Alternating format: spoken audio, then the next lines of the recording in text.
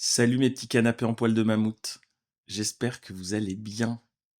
Aujourd'hui, je voulais vous parler d'une petite expérience de pensée que j'aimerais qu'on fasse ensemble.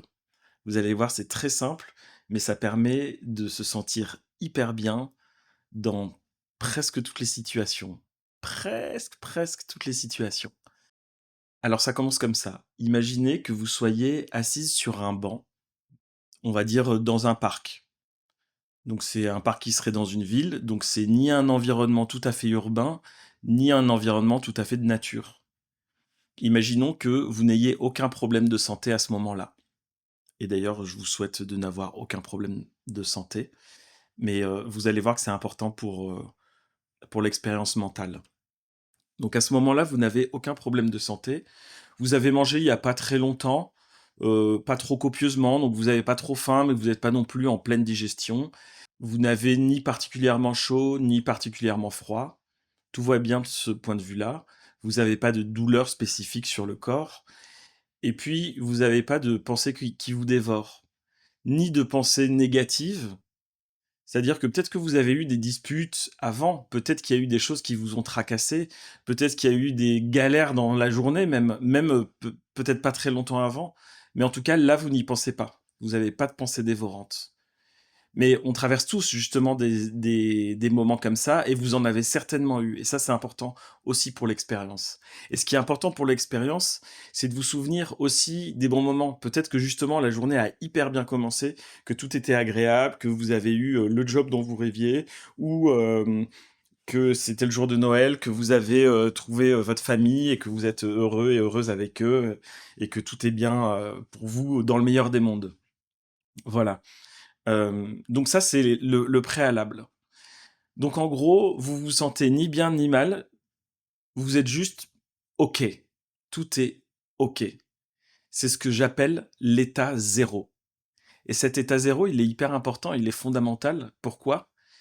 Parce qu'on s'en rend pas compte, mais on le traverse quasiment tout le temps finalement dans notre vie, sauf justement dans les moments, alors hormis les problèmes de santé, c'est pour ça que je mets à part les problèmes de santé. Mais quand il nous arrive quelque chose de dramatique, et cetera, un bon moyen, et c'est le moyen que moi j'utilise, de se sortir de la rumination, par exemple, c'est de me dire, comment je serais, en fait, dans mon état zéro, et à quelle distance je suis de cet état zéro et pourquoi j'y suis pas tout à fait. Et donc je me dis: «Bah, là, je suis en bonne santé, est-ce que je peux m'asseoir sur ce banc, en fait? Est-ce que j'ai faim? Si oui, je mange un petit peu, sinon, bah, tout va bien. Et puis est-ce que j'ai froid, chaud? Alors je me mets, confortable». Et sorti de ça, finalement, il y a peu de choses qui m'éloignent de cet état zéro. J'ai peut-être eu des tracas avant, mais j'en avais déjà eu dans l'état zéro. Je me souviens qu'il y avait peut-être eu des tracas dans ma journée. Et j'ai peut-être eu aussi d'ailleurs des choses qui étaient géniales, mais en fait, je peux tout à fait, à ce moment précis, rejoindre cet état zéro. Et cet état zéro, il est toujours mieux que l'état, -30. Et bien sûr que, par exemple, parfois ce qui nous tracasse, c'est, qu'on est dans une grande solitude et qu'on aurait besoin de câlins. Mais, dans l'état zéro, il y avait pas de câlins, et on avait déjà eu des câlins avant et on était peut-être déjà dans la solitude. Il y a peut-être quelqu'un qui nous avait mal parlé, mais on avait fait abstraction de ce truc-là avant. On avait peut-être eu des mauvaises nouvelles, mais on n'y pensait pas précisément à ce moment-là.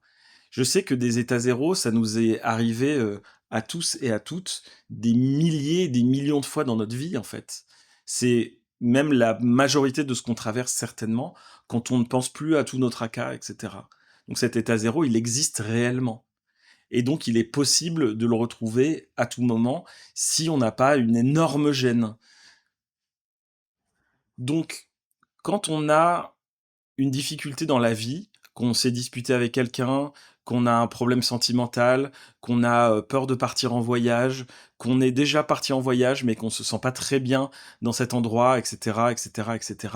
Bref, quand on a l'impression que le contexte nous fait nous sentir mal, bah finalement, on peut s'absoudre de ce contexte et on peut se remettre en tranquillité en rejoignant cet état zéro de manière un peu consciente, en se disant là, maintenant, tout de suite, est-ce qu'il y a quelque chose qui est réellement en train de me déranger? Est-ce que, la chose qui m'agresse, est-ce qu'elle est là présentement tout de suite? Si elle est pas là, alors j'ai le droit dans cette parenthèse de me sentir heureux, heureuse et fort et forte pour, pour la suite de ce qui va se passer. Et ce petit moment-là, ça va nous donner l'énergie pour, continuer, pour avancer, pour faire le clair, pour faire le point, pour prendre du recul et pour, à nouveau planter les nouvelles petites graines qui vont nous permettre d'accéder à une nouvelle forêt.